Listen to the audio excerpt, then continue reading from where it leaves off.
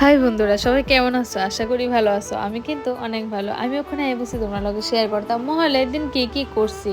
আর মহালয়ের দিনটা না আমার কাছে অনেকটাই স্পেশাল, অনেকটাই আনন্দের, অনেকটাই উৎসবের একটা দিন।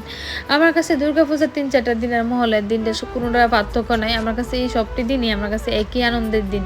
আমি কিন্তু ওই মহালয়ের দিন ঠিক ভোরবেলা 4টার সময় ওইটা বাসুজির ডাকদা তুললা এবং ননদের ডাকদা তুললা সবারই নিয়ে কিন্তু সাজ্জা মাজ্জা গেছি গিয়া রেল স্টেশনের মধ্যে। আর ওই দিন কিন্তু আমার লগে আসতো আমার ছেলেও এবং আমার হাজব্যান্ডও।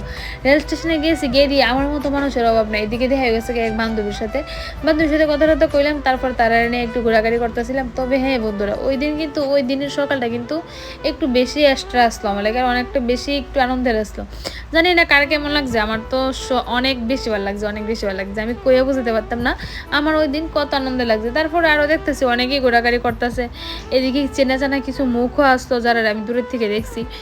যাই হোক, সব কিছু মিলিয়ে দিনটা অনেক অনেক আনন্দের আসছিল, অনেক অনেক আনন্দে কাটাইছি। তারপরে দেখতেছি কিছু সংখ্যক মেয়েরা এবার নাচ টাচও করবো।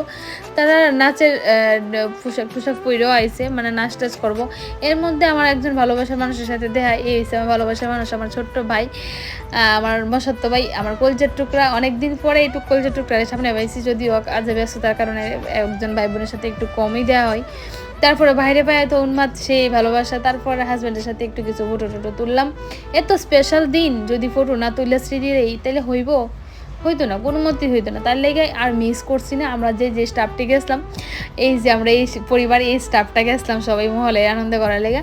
তা আমরা কিন্তু খুব বেশ মস্তি করছি, খুব আনন্দ করছি। আর আমি কাছে এইটাই ভালো লাগে, বাইরে কেউ লোকের সময় কাটার দিকে পরিবারের নিয়ে সময় দেওয়াটা অনেক বেস্ট আমার কাছে মনে হয়। তারপরে আয় পড়ছি কিন্তু বিকালবেলা ওই শপিং করতাম। শপিং কিন্তু আমার লেগে ভুলেও ভাববেন না বন্ধুরা, শপিং করতে আইসি আমার ছেলের লেগে। আমার ছেলে এই জুতা দিয়ে আবার পছন্দ হচ্ছে, যেটি হেফাহে দিয়ে রাখছে অলরেডি, কিন্তু গেছে বছর এই জুতা নিছে, এবারও কইতেছে এই জুতাই নিব। তার বাবা কইতেছে না একরকম গিয়ে সবসময় না যায়নি, তুমি অন্য জুতা নো।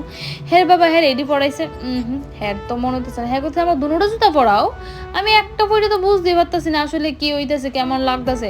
তারপর পাপা, ওই আমার একটা ভাই আছে ওই ভাইরা রাখছে। আমার ভাই বলতে হ্যারি বন্ধু, আমি ভাই ডাকি বা অনেক সময় দাদা ওরা গিয়ে। যাই হোক, ওই দাদা আইসে, দাদা এসে কিন্তু জুতা টুতা পরে খুব আদর যত্ন করলো। ফাঁকে আমি গিয়ে এক জুতা পছন্দ করছিলাম, এর মধ্যে ব্ল্যাক কালার পছন্দ করছি। জামাই লগে গেছে, জুতা আমি লইতাম না, এটা কিন্তু হইতে পারে না। সূচকে কিন্তু আমিও আমার লই নিলাম 1700 টাকা দিয়ে এক জুতা। যাই হোক, জুতার হারা কিন্তু জামাই থেকে ওই সময় লইছিলাম। তারপর জামাই গেছে ছেলে লেগে ঘড়ি, কিন্তু এই দিনে একটা চান্স লওয়ার চেষ্টা করছিলাম যে আমার লেগে কি একটা লইতে পারিনি। ওই ঘড়ির দোকানে গিয়েও গেছে বছর যে ঘড়ি নিয়েছে সেম ঘড়ি নিব। তো এই ঘড়ির দাদা বলছে তুমি তো গেছে বছর আঙ্কেল একটা নিছো, ওইটা থুয়ে এবার এইরকম নো। তারপর দোকানের আঙ্কেলই এই ঘড়িটা পছন্দ করে দিয়েছে। লেগে এই ঘড়িটা লইছে। আর আগের গেছে বছরের ঘড়িটা ডিব্বার মধ্যে ঢুকাই দিয়ে লাইছে প্যাকেটিং করে। তারপর ঘড়িটা নিচে পরে তো আমি চান্স খুঁজতেছি, এইটা আসতো গেছে বছরের ঘড়িটা। তারপরে কিন্তু আমি চান্স খুঁজতেছি যে আমিও কি একটা ঘড়ি লই তারিনি, কিন্তু না, বেশি চান্সটা কাজে লাগাইছি না। স্মার্ট ওয়াচ যেহেতু আছে, আর বেশি বেশি করে লাভ নাই, তাহলে তো জামাই চেতে দেবো একটা সময় ঠিকই। তারপর গেছে বন্দুক নিব। এবার বন্দুক নিছে, বন্দুকে কি কাটিং রে বাবা, আমার জীবনে এমন বন্দুক দেখছি না। বন্দুকের মধ্যে মেশের শোলা ঢুকাইলে বন্দুকটা ফুটে। যাই হোক, ইউনিক একটা বন্দুক দেখতে ভালো লাগলো, ও নিল।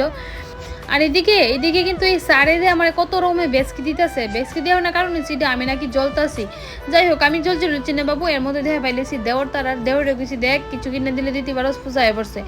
করতেছে পিঠা খাও না, আগে বাড়ির যা। আসলে দেওয়ার তারা যদি এরকম কতলে মনটা খারাপ লাগে না। আর মনে কষ্ট নিয়ে বাড়িতে বুঝছি।